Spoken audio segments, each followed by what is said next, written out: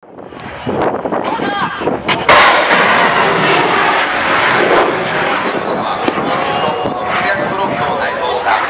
ケット弾を投射します。この爆薬ブロックの爆発で機体を爆破処理して戦車用通路を一挙に開設することができます。本日は実際の爆薬ブロックを4分の1に減らしたものを使用しています。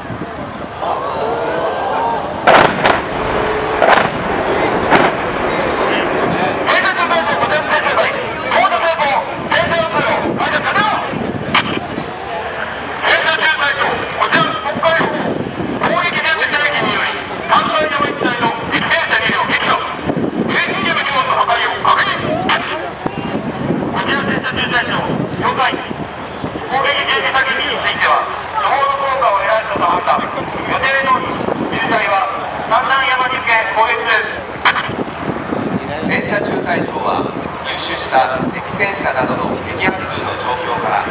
攻撃開始の条件を満たしているかどうかを判断し、